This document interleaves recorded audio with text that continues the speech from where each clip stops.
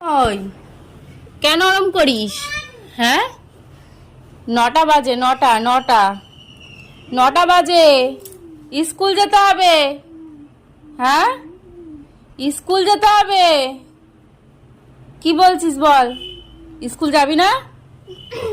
এই আমাদের তাকা, স্কুল যাবি না কেন? পড়াশোনা ছেড়ে দিবি? না, আজকে যাবো 7 টাকা নিয়ে আসবো। কি কি বলছিস? 7 টাকা পাবো। কার কাছ থেকে?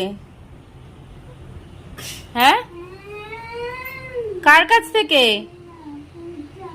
দেখো, এখন বাজে 9টা।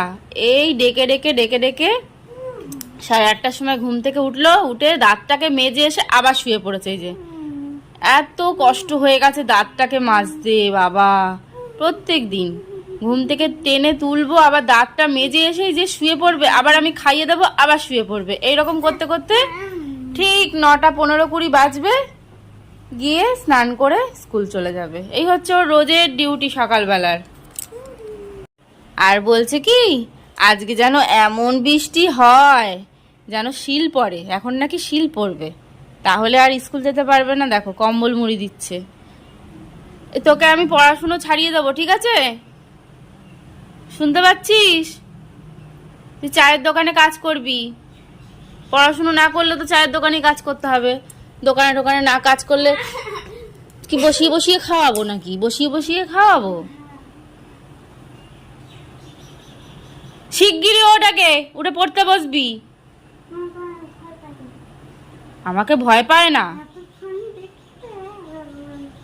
কি হয়েছে? ফানি? আমাকে ফানির মতন দেখতে? আর তোকে কিসের মতন দেখতে? তোকে কিসের মতন দেখতে? অসভ্য বদমাস। পড়াশুনো শুধু ছাড়া ওর সব কিছু করতে ভালো লাগে। পড়াশুনোর কথা বললেই যদি বেশি বলি পড়াশুনো করতে, তখন গিয়ে আঁকতে বসে পড়ে। মানে দেখাতে হবে মাকে যে আমি কিছু একটা করছি। কি বলবো, কিছু বলবার নেই। এখনকার বাচ্চা কাচ্চারা এইরকমই। মা বাবাকে ভয় তো পাওয়া দূরেরই কথা। চলো টাটা, এর ব্যবস্থা তারপর করি একটু, না হলে তো হবে না।